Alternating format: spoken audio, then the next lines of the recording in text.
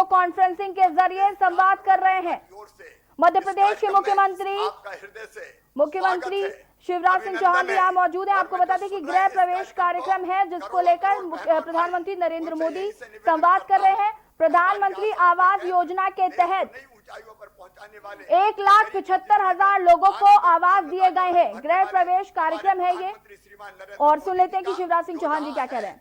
वहीं से दोनों हाथ ऊपर उठा के ताली बजा के स्वागत करे, अभिनंदन करे। माननीय प्रधानमंत्री जी, आपका स्वागत है, आपका अभिनंदन है, आपको पाकर हम धन्य हैं। बहुत बहुत धन्यवाद, प्रणाम, नमस्कार। अब प्रधानमंत्री आवास योजना के मध्य प्रदेश में क्रियान्वयन पर एक शॉर्ट फिल्म की स्क्रीनिंग प्रस्तुत है।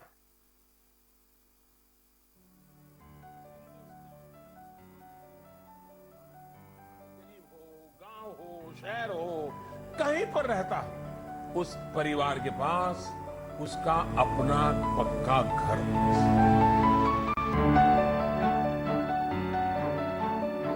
माननीय श्री नरेंद्र मोदी जी के कर कमलों द्वारा शुभारंभ हुई प्रधानमंत्री आवास योजना सुदूर गांवों में बसे बेघर परिवारों का जीवन अनेक स्तरों पर बेहतर करती है। मध्य प्रदेश के 9 अंचलों में राज्य सरकार द्वारा योजना के दौरान 1,75,000 आवास बने। इसके अलावा केंद्र के नियमानुसार प्रदेश में हितग्राहियों को मनरेगा मजदूरी सहित शिक्षा, बीमा, बिजली, पानी, प्रशिक्षण आदि देने के अलावा अन्य अनेक योजनाओं का लाभ भी दिया जा रहा है। माननीय प्रधानमंत्री जी के मार्गदर्शन एवं माननीय मुख्यमंत्री मध्य प्रदेश श्री शिवराज सिंह चौहान के नेतृत्व में आगे भी ऐसी जनहितैषी योजनाओं को मध्य प्रदेश हमेशा सफल बनाता रहेगा।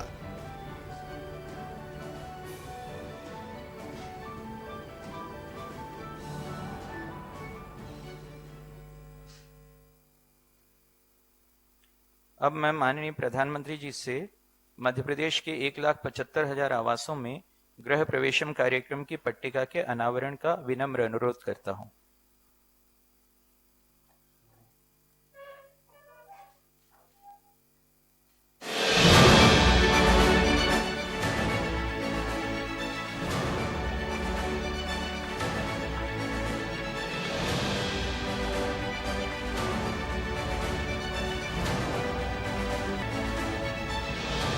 किया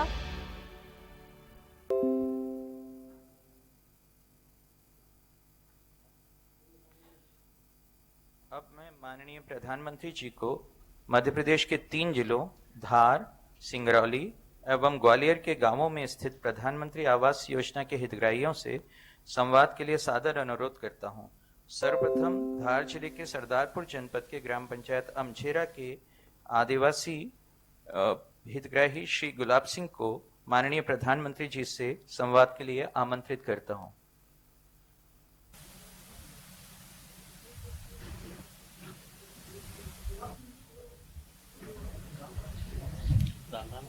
राम राम प्रधानमंत्री जी, राम राम। अच्छे हो कि कसो काय मजाમાં છે? મજામાં છે। આપણે अच्छे हो कि घर बनावવામાં કઈ આફત તો નહીં આવી?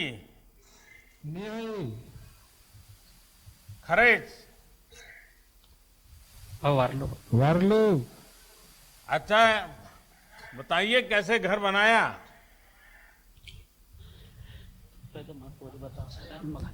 मेरी जरा तबीयत जरा खराब है तो मेरा छोरा बताइएगा।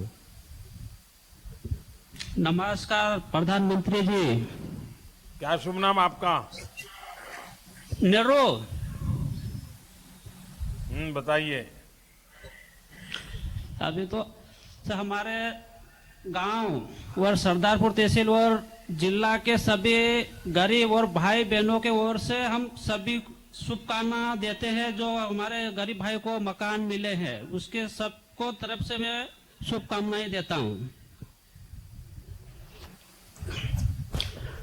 और जो हमारा मकान बना है हलमा करके, उसमें हमारे गरीब भाई सभी सहयोग करते हैं, तो उसमें मजदूरी हमारे को नहीं देनी पड़ती है, सिर्फ सहयोग करते हैं ताकि हमारा गरीब भाई का मकान अच्छा बने और जो मजदूरी के पैसे बचे उससे कुछ अच्छे और सामान ला सके।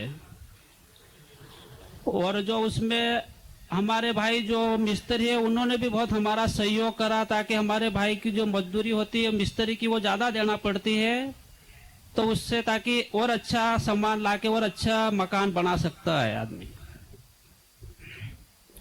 नहीं, ये हलमा की परंपरा सिर्फ आपके गांव में है कि अगल बगल के गांव में भी है? सभी, जैसे कोई आदिवासी कोई अच्छे से करते हैं, कोई थोड़े कम करते हैं, और हमारा गांव है थोड़ा परिवार जुड़ा हुआ है हमारा, तो अच्छे से करते हैं। तो कितने लोग ये हलमा में आपके गांव के कितने लोग आपके साथ जुड़े थे? 20, कभी रोज 20 आ जाते हैं, कभी रोज 15 भी आते हैं। ठीक, उन सबको काम आता था क्या? काम आप बताते थे या कौन सिखाता था उनको काम? जानते थे काम घर बनाने का? जो मिस्त्री हमारे भाई थे वो तो सीखे हुए थे, तो जो लॉकडाउन में बंद था तो सभी घर पे ही थे, और जो मजदूर आदमी थे हमारे भाई और बहनों वो भी घर पर ही थे। और उनको कोई पैसा नहीं देना पड़ता है? कोई पैसे नहीं, वो सिर्फ शाम को हम उनको खाना खिलाते हैं। तो खाना में क्या मुर्गा खिलाते हैं क्या? नहीं, हम वो क्या है कि खिचड़ी बनाते हैं या फिर मक्का की रोटी और अच्छी सी दाल बनाते हैं बढ़िया, और प्याज व्याज काट के न बढ़िया से खिलाते हैं शाम को। अच्छा, आप वही खिलाते हैं जो दाऊद वाले खिलाते हैं जी। चलिए, देखिए, बहुत अच्छी बात आपने बताई कि कैसा बढ़िया रीति रिवाज है कि गांव के सब लोग मिलकर के जब भी किसी का घर बनता है तो उस काम में सब जुड़ जाते हैं और बहुत ही कम खर्च में सबकी टैलेंट का उपयोग करते हुए अच्छे से अच्छा घर बन जाता है। मुझे लगता है कि जीवन को आसान बनाने की भावना कितनी बढ़िया है गांव में। मैं सचमुच में आपके गांव के सभी लोगों को बधाई देता हूं। अच्छा, ये बताइए कि घर बनाने में खर्च कितना आया और घर कितने समय में पूरा हो पाया? क्योंकि मैं देख रहा हूं आपका घर दिखता तो बड़ा शानदार है जो बनाया है आपने, और बढ़िया सा पेंटिंग वेंटिंग भी किया है। पेंटिंग भी सब आप ही लोगों ने किया है? हमारी बच्चियों ने किया। जो ये चित्र वित्र जो हमारे मांडना बोलते हैं, ब्याह में मांडते हैं, ये हमारी बच्चियों ने बनाया है। हाँ। और जो हमारे मकान की जो लागत है वो 1,20,000 तो जो पीएम आवास योजना के मिले थे, और जो 16,000 रुपये हमारी मजदूरी मिली थी, और कुछ हमारे भाइयों ने भी हमारे को सहयोग करा, और जो थोड़े बहुत हमने मजदूरी करके बचत करी थी वो भी हमने लगाए। तो आपके पिताजी को तो और आनंद होता होगा कि उनको रहते रहते एक पक्का घर मिल गया। बहुत आनंद। वो क्या, अभी 2 दिन से मिलने के खुशी में 2 दिन से थोड़ी तबीयत डाउन हो गई। वो इतने सह नहीं पा रहे कि जब हमारे देश के इतने जोरदार प्रधानमंत्री जब हमारे को संबोधित करेंगे तो मैं खुशी वो रोक नहीं पाए, इसलिए थोड़ी तबीयत उनकी डाउन हो गई है। कई बात आप हमें आशीर्वाद दे दीजिए। आपके शब्द नहीं होंगे लेकिन आपके आशीर्वाद हमारे लिए बहुत बड़ी पूंजी है। गुलाब सिंह जी, आपको नए घर की बहुत बहुत मेरी बधाई है, और आपके आंखों के सामने आपको दूसरी तीसरी पीढ़ी आप देखते होंगे घर में।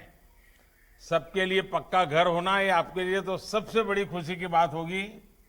आपने सरकारी योजना और सामाजिक तालमेल की बेहतरीन मिसाल हमारे सामने रखी है। आपके समाज, आपके गांव वालों को भी इस समृद्ध परंपरा के लिए मेरी तरफ से बहुत बहुत साधुवाद। और यही कारण है कि आपका घर बहुत कम खर्च में और बहुत कम समय में बनकर तैयार भी हो गया। सरकार ने भी गरीबों के आवास की इस योजना में एक प्रकार से इसी रीति का ही समावेश किया है। सरकार की अनेक योजनाओं को, जैसे मनरेगा, सौभाग्य, उज्ज्वला, स्वच्छ भारत, ऐसी अनेक योजनाओं को गरीब के घर के साथ जोड़ दिया है। ताकि सबकी ताकत से गरीब का सपना पूरा हो जाए। तो मेरी तरफ से आपको बहुत बहुत शुभकामनाएं हैं, आपके गांव वालों को बहुत शुभकामनाएं हैं और मेरी तरफ से विशेष बधाई है। आपने बहुत बढ़िया तरीके से घर बनाया है, बहुत बधाई देता हूं मैं आपको। धन्यवाद। अब मैं सिंगरौली जिले के बैढ़न जनपद के ग्राम पंचायत गडेरिया के हितग्राही श्री प्यारेलाल यादव को माननीय प्रधानमंत्री जी से संवाद के लिए आमंत्रित करता हूं। प्यारेलाल जी। प्यारेलाल जी सर नमस्कार। नमस्कार सर, नमस्कार। आज आपको पक्का अपना घर मिला है।